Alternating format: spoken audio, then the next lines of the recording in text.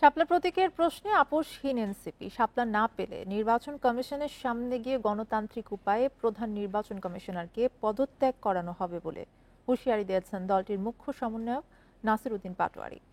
এ বিষয়ে আলোচনা করতে রাজধানীর এলিফ্যান্ট রোড থেকে যোগ দিচ্ছেন জাতীয় নাগরিক পার্টির যুগ্ম সদস্য সচিব জহুরুল ইসলাম মুসা।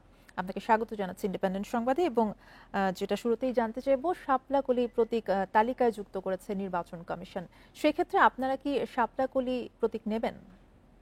বান্ডেল থাকলে প্রতি সেনমানিতে টাকা বাঁচবে। বিকাশ সেনমানি বান্ডেল কিনে জিতুন প্রতি লেনদেনে। ধন্যবাদ। দেখুন, আমরা শুরু থেকেই বলে আসছিলাম যে শাপলাকে কেন অন্তর্ভুক্ত করা হবে না, এই বিষয়টি জনগণের কাছে স্পষ্ট করতে হবে। কোনো ধরনের আইনি বা সাংবিধানিক ভিত্তি সেখানে আছে কিনা।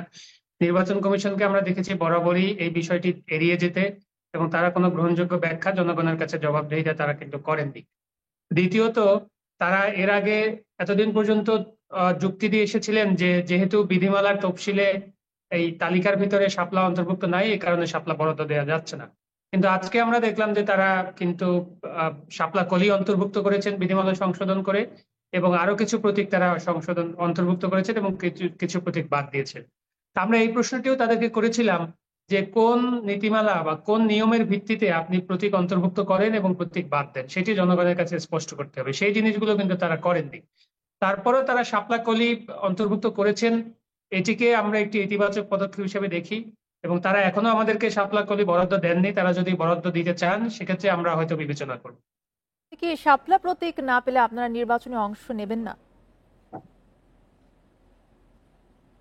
না, আমাদের যে নির্বাচনে অংশগ্রহণের কথাটি ছিল না, আমরা বলেছিলাম যে শাপলা প্রতীক না পেলে আমরা নিবন্ধন নিব না। নিবন্ধন নিব কিনা এ ব্যাপারে আমরা সিদ্ধান্ত নিব। তো নির্বাচন কমিশন কিন্তু সেই জায়গা থেকে সরে এসেছেন। তারা শাপলা কলি নামে একটি প্রতীক অন্তর্ভুক্ত করেছেন, এবং আমরা বলছি যে এই শাপলা প্রতীক কলি প্রতীক যদি আমাদেরকে বরাদ্দ দেয় তারা চিন্তা করেন, সেক্ষেত্রে এনসিপি অবশ্যই বিবেচনা করবে। শাপলা প্রতীক নিয়ে যেহেতু বলছেন আপনারা বারবার, শাপলা প্রতীক নিয়ে আপনাদের অবস্থান কি রাজনৈতিক কৌশল কিনা? না, এটি মোটেই রাজনৈতিক কৌশল নয়। শাপলা প্রতীক নিয়ে আমাদের যে অবস্থান ছিল সেটি গোড়া থেকেই আমরা বলছি যে আমাদের যে বক্তব্য এটি আইনগত ভিত্তির উপর দাঁড়িয়ে, এবং এটির সাথে গণমানুষের একটি সম্পৃক্ততা তৈরি হয়েছে। গণমানুষ এটার মাধ্যমে এনসিপি কে তাদের সাথে নিজেদের সাথে সংযোগ স্থাপন করেছে। এটি একটি আত্মিক বন্ধন তৈরি হয়েছে শাপলার সাথে গণমানুষের, এনসিপির প্রতি হিসাবে। তো সেই জায়গা থেকে আসলে আমাদেরকে গণমানুষের সেই আবেগকে উপেক্ষা করার সুযোগ আসলে ছিল না। সেজন্যই আমরা শাপলার প্রতি এতটা অ্যাডামেন্ট ছিলাম। এবং জুলাই সনদের আইনি ভিত্তি নিয়ে যদি জানতে চাই, জুলাই সনদের আইনি ভিত্তি কি পদ্ধতিতে আপনারা চান? দেখুন, আমরা আমাদের দলের অবস্থান 6টি ধাপে আমরা জুলাই সনদের আইনি ভিত্তির একটি রোডম্যাপ আমরা নিজেরাও দিয়েছি। সেখানে আমরা বলেছি যে গণ অভ্যুত্থানের কর্তৃত্ব বলে যে সরকার গঠিত হয়েছে তার প্রধান হিসেবে ডক্টর মোহাম্মদ ইউনূস এই এই আদেশটি জারি করবেন, এবং সেই আদেশের গর্ভে অবশ্যই প্রস্তাবনা এবং গর্ভে অবশ্যই গণ অভ্যুত্থানের কথা উল্লেখ থাকতে হবে, এবং সেখানে যে জনমানুষের ইচ্ছার অভিব্যক্তি ঘটেছে সেটির প্রকাশ থাকতে হবে জুলাই গণ অভ্যুত্থানের মাধ্যমে।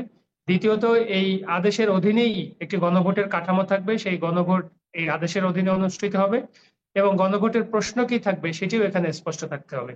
তৃতীয় ধাপে গিয়ে একটি গণভোট অনুষ্ঠিত হবে, এবং সেখানে যদি ইতিবাচক ফলাফল আসে, হ্যাঁ জয়যুক্ত হয়, তাহলে পরবর্তী যে জনপ্রতিনিধিরা আসবেন তারা একই সাথে সংসদ এবং কনস্টিটিউয়েন্ট পাওয়ার তারা এক্সারসাইজ করবেন। জুলাই সনদের যে বিষয়গুলো ঐক্যমত হয়েছে সংবিধান সংস্কারের বিষয়ে, সেগুলো তারা অন্তর্ভুক্ত করবেন। এরকম আমরা 6টি ধাপে চূড়ান্তভাবে রোডম্যাপ আমরা দিয়েছি। জি, জহিরুল ইসলাম মুসা, আপনাকে ধন্যবাদ আমাদের সাথে যুক্ত হওয়ার জন্য।